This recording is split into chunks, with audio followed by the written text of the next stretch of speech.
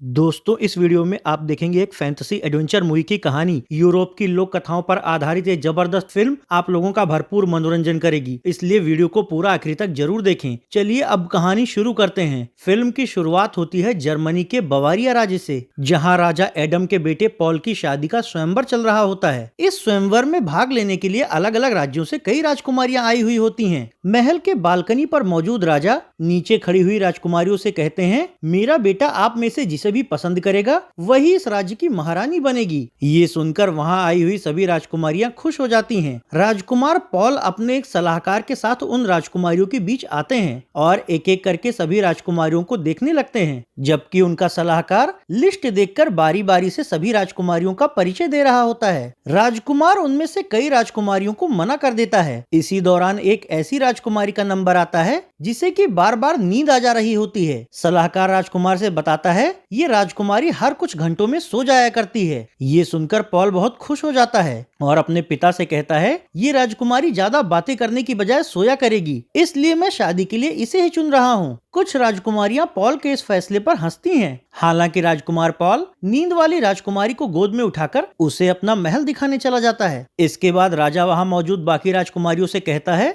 मेरे बेटे ने अपने लिए दुल्हन चुन ली है। हालांकि तभी बिजली कड़कती है और डैन जादूगरनी मोरेना अपने पक्षी के साथ वहां आती है और कहती है, लगता है स्वयंवर मेरे आने से पहले ही खत्म हो गया। इससे घबराकर सलाहकार कहता है, राजकुमारियों की सूची में तुम्हारा कोई नाम नहीं है, तुम्हें बुलाया भी नहीं गया था, फिर क्यों आई हो तुम यहाँ? ये सुनते ही मोरेना अपने जादू से उसके हाथ की सूची को जला देती है और कहती है, यहाँ की रानी तो मैं ही बनूंगी। राजा कहते हैं, दुष्ट डैन, ये कैसी गुंडागर्दी है? तो मोरेना कहती है, मैं तुम्हें इस महल के रास्ते का गेट बना रही हूँ। ये कहकर वो राजा पर जादू करती है, जिससे राजा वहाँ से उड़कर महल की ओर आने वाले रास्ते में मौजूद एक नदी के किनारे जा गिरते हैं और पत्थर के गेट में बदल जाते हैं। इधर दरबार में शोर सुनकर राजकुमार पॉल वहाँ आता है और मोरेना से कहता है, सांप जैसे कपड़े पहनने वाली आखिर तुम हो कौन? मोरेना कहती है, मुझसे शादी करके मुझे अपनी रानी बना लो, इससे तुम्हें कई सारे फायदे होंगे। कोई भी तुम्हारे राज्य पर हमला करने की हिम्मत नहीं करेगा। इसके साथ ही तुम्हें ढेर सारा हीरा मोती और सोना मिलेगा। पॉल कहता है, तुम जैसी डैन से शादी करने से अच्छा इंसान कुंवारा रह जाए। ये कहकर वो सलाहकार से पूछता है, पिताजी कहाँ गए? सलाहकार उसे दबी जुबान में बताता है, डैन ने उनका काम तमाम कर दिया है। अब मोरेना पॉल से कहती है, आखिरी बार सोच लो। पॉल कहता है, नहीं, बिल्कुल नहीं, मुझे जिससे प्यार होगा और जो दिल की नेक होगी मैं रानी उसे ही बनाऊंगा। उसके इस तिरस्कार से डैन मोरेना बहुत नाराज हो जाती है और पॉल को एक मेंढक में बदल देती है। इससे सलाहकार बुरी तरह घबरा जाता है, लेकिन अब मोरेना रुकती नहीं। वो सलाहकार और वहाँ मौजूद बाकी लोगों को अपने काले पत्थर की अंगूठी से पत्थर की मूर्तियों में बदलने लगती है। इस घटना के कई सालों बाद वर्तमान समय में पॉल को दिखाया जाता है, जहां उसकी होने वाली सास यागा अपने पास रखी जादुई वस्तुओं के माध्यम से उसे अब तक हुई इस घटना के बारे में बताते हुए कहती है, तुम्हारे अंदर हमेशा रहने वाली घबराहट और तुम्हारा रात में मेंढक बन जाना उसी डैन मोरेना के जादू की वजह से है। पॉल कहता है, पर आखिर मुझे ये सब कुछ याद क्यों नहीं आ रहा? और अगर उसने मुझे श्राप दिया था तो मैं दिन में इंसान कैसे बन जाता हूँ? यही नहीं, मैं उस समय से इस वर्तमान दुनिया में कैसे और क्यों आया? यागा कहती है, ऐसे कई राज हैं जिन्हें तुम्हें और बाकी लोगों को जानना बाकी है। फिलहाल मैं तुम्हारे लिए एक ऐसा रसायन बनाऊंगी जिससे तुम्हें याद आ जाएगा कि तुम वहां से यहाँ कैसे पहुँचे। यागा की बहन लूसी यागा से कहती है, आपने जो अंगूठी पहनी है ये तो वही अंगूठी है जो आज के सैकड़ों सालों पहले मोरेना के पास हुआ करती थी, और आपने बताया था इसका निर्माण रसायन विज्ञान के जानकार हमारे सौतेले दादा कोशी ने किया था। यागा कहती है, हाँ, और वो ही मोरेना के पास से अंगूठी चुराकर हम सभी को समय के इस पार ले आए, पर डैन मोरेना समय के उसी हिस्से में रह गई है। ये सुनकर लूसी कहती है, मुझे ये सब ठीक से समझ में नहीं आ रहा। फिलहाल तो आप पॉल की याददाश्त ठीक करिए और उसे हर रात मेंढक बन जाने वाली परेशानी से मुक्ति दिलाइए, क्योंकि मेरी उससे शादी होने वाली है। इसके अगले सीन में इसी यागा की भतीजी इनाया को दिखाया जाता है, जो अपने बॉयफ्रेंड ब्रेवो से कहती है, हमारी शादी जरूर होने वाली है, पर तुम मेरी समस्या जानते हो। हर रात मेंढकी बन जाने और दिन में कई बार मेंढकों की तरह आवाज निकालने से मैं परेशान हो चुकी हूँ। ब्रेवो कहता है, मुझे इससे ज्यादा फर्क नहीं पड़ता, तुम्हारे इस तरह होने की जरूर कोई वजह होगी, पर हम मिलकर इसका समाधान निकाल लेंगे। अगले दिन पॉल अपनी मंगेतर लूसी के साथ इनाया और ब्रेवो से मिलने आता है। वो इनाया से कहता है, हम सभी रिश्तेदार हैं, पर मेरी और तुम्हारी रात में मेंढक बन जाने वाली समस्या एक जैसी है, इसलिए हमें आपस में शादी करनी चाहिए थी। इनाया कहती है नहीं, जिसको जिससे प्यार हो उसे शादी उसी से करनी चाहिए, जैसे मुझे ब्रेवो से। रात होने पर इनाया फिर से मेंढकी में बदल जाती है तो उसकी छोटी बहन नैन्सी उसकी रखवाली करती है। लेकिन अगले ही दिन जब इनाया इंसान के रूप में होती है और उसकी ब्रेवो से शादी हो रही होती है, तभी वो आश्चर्यजनक रूप से बुलबुला बनकर वहाँ से गायब हो जाती है। इससे सभी लोग बहुत हैरान होते हैं, जबकि ब्रेवो नैन्सी को अपने साथ लेकर यागा के सौतेले दादा कोशी के पास जाता है और उनसे पूछता है, बताओ इनाया अचानक से कहाँ गायब हो गई। कोशी कहता है, उसके गायब होने में मेरा कोई हाथ नहीं। ब्रेवो कहता है, तुम कितने खतरनाक हो हम सब जानते हैं। कोशी कहता है, इनाया तुम्हें बवारिया राज्य में मिलेगी, लेकिन मैंने सच में उसे गायब नहीं किया। इस पर नैन्सी कहती है, वो राज्य तो पहले के समय में मौजूद है और हम यहाँ आधुनिक समय में हैं, फिर हम वहाँ कैसे पहुँचेंगे। कोशी कहता है, मेरी मदद चाहिए तो यागा के पास से मेरी काली अंगूठी लेकर मुझे दे दो। ये सुनकर ब्रेवो नैन्सी को लेकर यागा के घर जाता है और उससे पूछता है, बवारिया राज्य कहाँ है और वहाँ तक कैसे पहुँचा जा सकता है। यागा कहती है, वो राज्य पहले के समय में मौजूद है, लेकिन वहाँ जाने का द्वार सिर्फ कोशी को ही पता होगा, क्योंकि सैकड़ों सालों पहले मोरेना ने अपनी काली अंगूठी की शक्ति से बवारिया राज्य पर कब्जा किया और राजकुमार पॉल को मेंढक में बदल दिया। यहाँ तक कि उसने अपने खिलाफ जाने वाले सभी लोगों को पत्थर की मूर्ति बना दिया। उसका इरादा एक प्राचीन सेना को जिंदा करके पूरी दुनिया पर कब्जा करना था, लेकिन उसके भतीजे कोशी ने उसका विरोध किया, क्योंकि काली जादुई अंगूठी उसी ने बनाई थी और मोरेना उसे चुराकर उसका दुरुपयोग कर रही थी। कोशी द्वारा अपनी काली अंगूठी वापस मांगे जाने पर जब मोरेना ने उसे वो अंगूठी नहीं दी, तो कोशी ने उसे रोकने के लिए एक शक्तिशाली सफेद अंगूठी बनाई, जिसमें काली अंगूठी के विपरीत शक्तियाँ थी। उसकी मदद से उसने मोरेना से अपनी काली अंगूठी छीन ली। हालांकि फिर जब मोरेना को ये पता चला कि सफेद और काली अंगूठी की शक्ति का एक साथ उपयोग करके किसी को भी जिंदा किया जा सकता है, तो उसने धोखे से सफेद पत्थर की अंगूठी हासिल कर ली। कोशी समझ गया था कि अगर मोरेना को दोनों अंगूठी मिली तो वो दुनिया बर्बाद करके उस पर राज करेगी, इसलिए उसने पहले ही काले पत्थर की शक्ति से समय के कुछ द्वार बनाए और उसी के जरिए काली अंगूठी लेकर यहाँ आ गया। अब मोरेना के पास सिर्फ सफेद अंगूठी ही रह गई थी, लेकिन सफेद अंगूठी से वो उस तरफ से समय का द्वार नहीं खोल सकती। इस वजह से वो वहीं फंस कर रह गई, जबकि मेंढक बना हुआ राजकुमार पॉल उसी द्वार में से एक द्वार के जरिए कोशी के पीछे यहाँ आ गया था। ब्रेवो पूछता है, फिर आगे क्या हुआ। यागा कहती है, समस्या ये थी कि इस दुनिया में रहने के लिए पुरानी यादों को भुलाना जरूरी था, इसीलिए ही कोशी ने काली अंगूठी से पॉल की यादें भुला दी। लेकिन कुछ समय गुजरने के बाद ही मैंने कोशी के पास से उसकी जादुई अंगूठी चुरा ली, तब से ये मेरे ही पास है, लेकिन इस दुनिया में इसकी शक्ति बहुत सीमित है। ये सब सुनने और जानने के बाद ब्रेवो और नैन्सी उससे कहते हैं, इनाया को वापस लाने और आपकी बहन के होने वाले पति पॉल की समस्या दूर करने के लिए हमें ये अंगूठी चाहिए। यागा ये अंगूठी नहीं देना चाहती, क्योंकि उसी की शक्ति से वो इतने सालों से जवान बनी हुई होती है, पर मामले की गंभीरता को देखते हुए वो उन्हें काले पत्थर की अंगूठी सौंपते हुए कहती है, काम होते ही मुझे वापस कर देना। अब उस अंगूठी के उतरते ही वो अपने असली उम्रदराज रूप में आ जाती है। यहाँ से निकलकर नैन्सी ब्रेवो को सलाह देती है, अगर हम कोशी को अंगूठी सौंपते हैं तो इससे वो जवान हो जाएगा, फिर बवेरिया राज्य पहुंचकर वो हमारी मदद करेगा भी या नहीं इसकी कोई गारंटी नहीं है, इसलिए हमें खुद ही द्वार ढूंढना चाहिए। अगले सीन में समय के दूसरी तरफ बवेरिया राज्य दिखाया जाता है, जहाँ मोरेना का जासूस पक्षी वीरान हो चुके राज्य की टोह लेकर बवेरिया के महल में जाता है। उस समय नई अंगूठी बनाने का प्रयोग कर रही मोरेना उससे कहती है, जैसा कि तुम जानते हो मैं सैकड़ों सालों से एक दूसरी जादुई काली अंगूठी बनाने की कोशिश कर रही हूँ, जिससे कि मैं पहले की तरह शक्तिशाली और जवान बन जाऊं, पर आज तक एक भी उतनी शक्तिशाली अंगूठी नहीं बन पाई है। ये कहकर वो आज बनाई हुई अपनी एक अंगूठी पहनती है। उससे वो जवान तो नहीं होती, पर जब वो उस अंगूठी की शक्ति का प्रयोग सलाहकार की मूर्ति पर करती है तो इतने सालों से मूर्ति बना हुआ सलाहकार वापस इंसानी रूप में आ जाता है। ये देखकर मोरेना खुश होते हुए कहती है, भले ही अंगूठी पहले वाली जितना शक्तिशाली नहीं है, पर इसमें कुछ तो ताकत है। गुस्साया सलाहकार कहता है, साली डायन, तू मरी नहीं अब तक, तो वो उसे अंगूठे के इस्तेमाल से दोबारा मूर्ति में बदल देती है।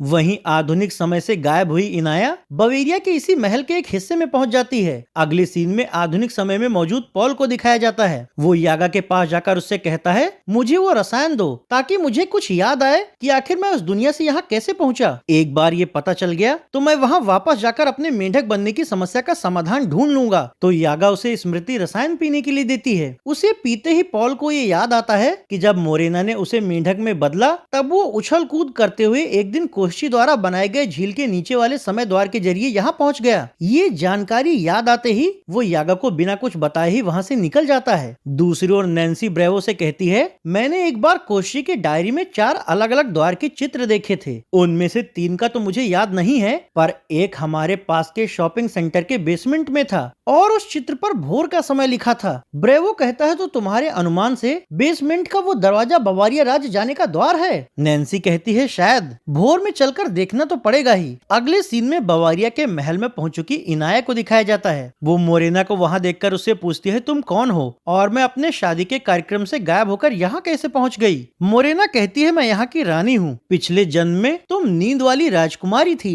जब पॉल को मेंढक बनने का श्राप मिला तो उससे पहले ही वो तुमसे शादी का वादा कर चुका था, इसीलिए उस श्राप का प्रभाव तुम पर भी है। और क्योंकि उस जन्म में तुम दोनों की शादी नहीं हो पाई थी, इसलिए जैसे ही तुमने इस जन्म में दूसरे से शादी करने की कोशिश की, श्राप के प्रभाव की वजह से तुम गायब होकर यहाँ पहुँच गई। इनाया कहती है, तो क्या जब तक पॉल पर मेंढक वाले श्राप का असर है तब तक मैं भी हर रात मेंढकी बनती रहूंगी और किसी दूसरे से शादी नहीं कर पाऊंगी? मोरेना कहती है, हाँ ऐसा ही है। समय के उस पार जाने वालों का दूसरा जन्म नहीं हुआ, लेकिन तुम उस पार नहीं जा पाई थी, इसलिए यहाँ मरकर तुम्हारा उस समय में दूसरा जन्म हुआ है और तुम पर अब भी पॉल को मिले हुए श्राप का प्रभाव है। लूसी कहती है, मुझे ये सब क्यों नहीं याद आ रहा? आखिर पॉल को किसने श्राप दिया था और क्या तुम मुझे मेरे समय में वापस भेज सकती हो? इस पर मोरेना उसे बहलाते हुए कहती है, अब याद करके भी तुम क्या करोगी? रही बात वापस जाने की, तो कुछ दिन में मैं एक अनुष्ठान करके उसके जरिए तुम्हें वापस भेज दूंगी। तब तक तुम्हें यहीं रहना पड़ेगा।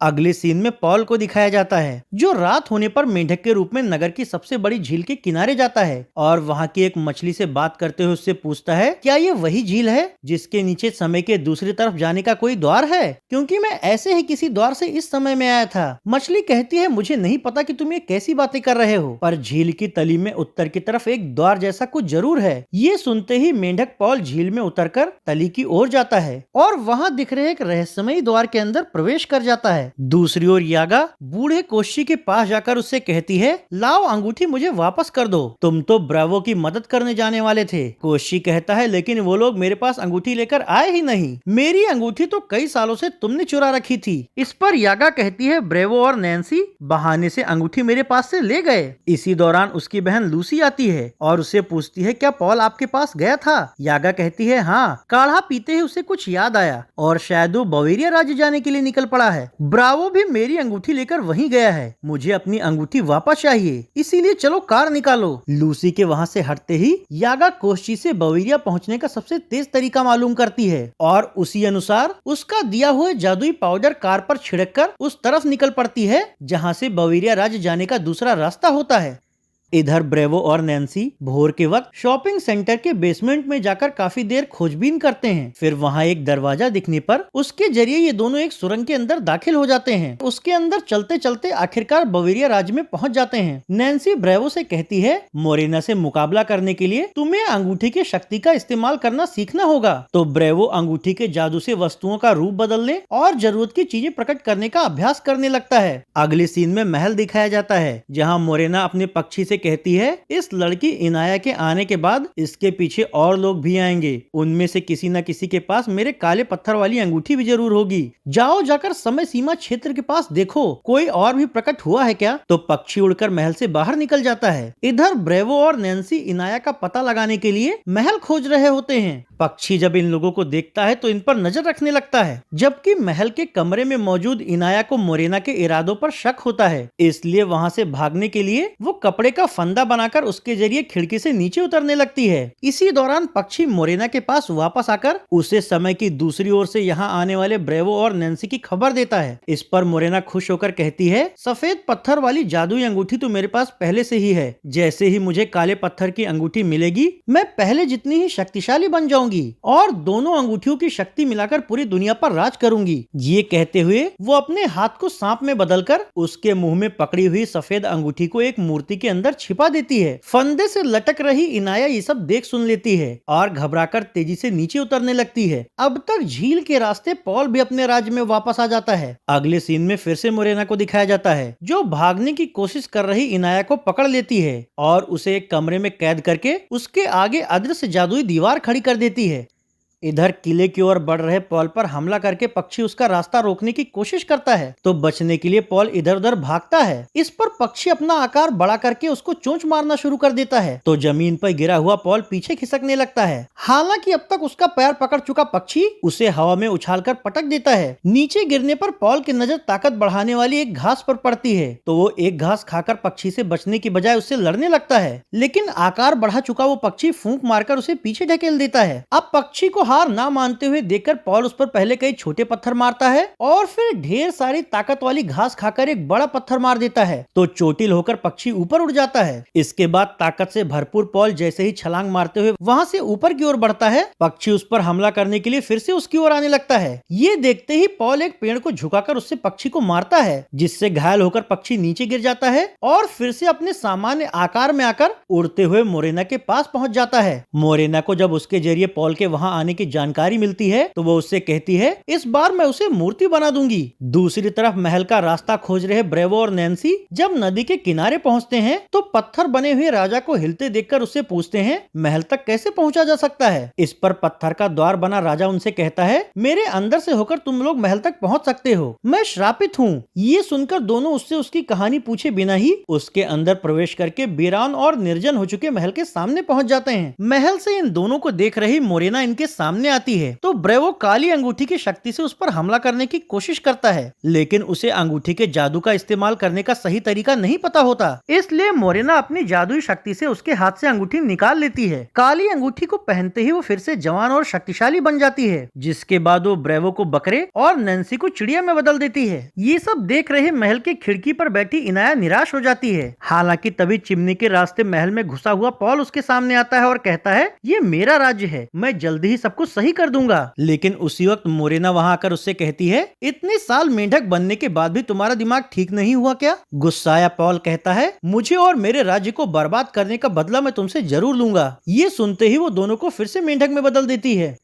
अगले सीन में सड़क और जंगल के बीच मौजूद रहस्यमयी द्वार में कार घुसाकर बवेरिया राज्य पहुंच चुकी यागा और नैन्सी को दिखाया जाता है। महल के सामने पहुंचने पर मोरेना उससे कहती है तुम भी मेरी रिश्तेदार हो, आखिर तुम्हें यहाँ क्यों आना पड़ गया? यागा हंसते हुए कहती है मुझे मेरी काली अंगूठी वापस चाहिए। उसकी बात सुनते ही मोरेना उन दोनों को जादू से हंस में बदल देती है। मेंढक के रूप में ये सब देख रहा पॉल इनाया से कहता है ऐसे तो इसे कोई नहीं हरा पाएगा। इनाया कहती है हाँ, मैंने सुना है वो काली और सफेद अंगूठी की शक्ति से एक प्राचीन सेना जिंदा करने वाली है, पर उससे पहले ही हमें मूर्ति से सफेद अंगूठी हासिल करनी होगी। ये सुनते ही पॉल उसके साथ ऊपर की मंजिल पर जाने लगता है। जब चिमनी के जरिए ये दोनों मूर्ति वाले कमरे में पहुंचते हैं, तो इनाया बाहर रुकती है, जबकि पॉल मूर्ति के अंदर घुसकर सफेद अंगूठी ढूंढने लगता है। अब तक मोरेना भी अंगूठी निकालने वहां आ जाती है और अपने हाथ को सांप में बदलकर मूर्ति के मुंह में डाल देती है। सांप मूर्ति के अंदर अंगूठी तलाशने लगता है। ये देखकर मूर्ति के अंदर पहले से ही मौजूद पॉल घबरा जाता है। हालांकि फिर सांप के उस तक पहुंचने से पहले ही वो अंगूठी मुंह में दबाकर मूर्ति के पिछले हिस्से से बाहर निकलता है और मोरेना को इस बात की भनक लगने से पहले ही इनाया के साथ महल के दूसरे कमरे में चला जाता है। इधर सांप जब बिना अंगूठी लिए मूर्ति से बाहर निकलता है, तो मोरेना झल्लाकर कहती है आखिर अंगूठी कहाँ गायब हो गई, मुझे वो हर हाल में चाहिए। अगले सीन में मेंढक बने हुए पॉल तथा इनाया को दिखाया जाता है, जो सफेद अंगूठी की शक्ति से पहले खुद को इंसान बनाते हैं और फिर हंस, बकरे तथा चिड़िया बन चुके बाकी लोगों को इंसानी रूप में आकर ये सभी एक साथ मोरेना पर हमला करने के इरादे से महल के अंदर आते हैं। उस वक्त बालकनी पर खड़ी मोरेना उनसे कहती है तो तुम लोग भेड़ बकरियों की तरह फिर से आ गए। ये सुनते ही इनाया सफेद अंगूठी की शक्ति से उस पर हमला करने लगती है। मोरेना उसके इस हमले को अपनी काली अंगूठी की शक्ति से रोकती है। दोनों की शक्तियां टकराने के बीच पॉल और ब्रेवो काली अंगूठी छीनने के लिए ऊपर चढ़ने लगते हैं। ये देखकर मोरेना वहां मौजूद मूर्तियों और पेड़ों को शैतानी रूप में जिंदा कर देती है, जो कि पॉल और ब्रेवो के साथ साथ बाकी लोगों पर भी हमला करने लगते हैं। तो सभी उनसे लड़ने में उलझ जाते हैं। भयंकर लड़ाई शुरू हो जाती है, जिसमें मोरेना इनाया से तो बाकी लोग शैतानी जीवों से भिड़े हुए होते हैं। इसी दौरान बूढ़ा कोशी भी महल के बाहर आ जाता है। अपने मातृभूमि की मिट्टी लगाते हुए वो कुछ वक्त के लिए पहले की तरह जवान हो उठता है। इधर लड़ते लड़ते कुछ लोग महल के बाहर निकल आते हैं, जहाँ पक्षी ब्रेवो को पंजे में दबोचकर उड़ने लगता है। वहीं पर यागा और नैन्सी शैतानी जीवों से खुद को बचाते हुए उनसे जमकर मुकाबला कर रही होती हैं। हैं। लड़ाई के दौरान ब्रेवो को खतरे में पड़े हुए देखकर इनाया सफेद अंगूठी की शक्ति से पक्षी को अंडे में बदल देती है, जिससे कि ब्रेवो उसकी पकड़ से आजाद हो जाता है। पर इतने से ही मुसीबत खत्म नहीं होती, क्योंकि इतनी देर से चल रही इस लड़ाई में मोरेना और उसके दूतों ने कई लोगों को बंदी बना लिया होता है। सबको अपने जादुई बंधन से बांधकर मोरेना इनाया से कहती है, सफेद अंगूठी मुझे सौंप दो, वरना मैं इन सबको धूल में बदल दूंगी। इस पर इनाया सबको बचाना चाहती है। इससे मोरेना गुस्से में आकर ब्रेवो को भस्म करके धूल बना देती है। ब्रेवो के मरने से दुखी इनाया अंगूठी उतारकर मोरेना के सामने रख देती है। मोरेना वो अंगूठी उठा लेती है। हालांकि अब इससे पहले कि वो सबको खत्म कर पाती, कोशी वहां पहुंचकर अपनी शक्ति से उसकी उंगली से काली अंगूठी निकालते हुए कहता है, मत भूलो इसे मैंने ही बनाया था। अंगूठी निकलते ही मोरेना फिर से अपने बुढ़ापे वाले स्वरूप में आ जाती है, पर फिर भी वो हार मानने को तैयार नहीं होती और कोशी पर सफेद अंगूठी से हमला करने लगती है। पर कोशी उस सफेद अंगूठी की शक्ति से और अधिक शक्तिशाली हो जाता है और उसी शक्ति के प्रयोग से वो मोरेना को सांप में बदल देता है, जिससे कि मोरेना सफेद अंगूठी वहीं छोड़कर वहां से भाग निकलती है। इसके बाद कोशी दोनों अंगूठी की शक्ति को जोड़ देता है, जिससे कि मोरेना के बुरी शक्ति के प्रभाव से हुए सभी परिवर्तन खत्म हो जाते हैं। राज्य फिर से हरा भरा हो जाता है और पत्थर तथा मूर्ति बन चुके सभी लोग वापस इंसानी स्वरूप में आ जाते हैं। अब राजा अपने बेटे से कहते हैं, सब कुछ पहले जैसा ही हो चुका है। फिर सभी लोग मिलजुल कर खुशी से रहने लगते हैं और इस तरह फैंटेसी फिल्म ही खत्म हो जाती है।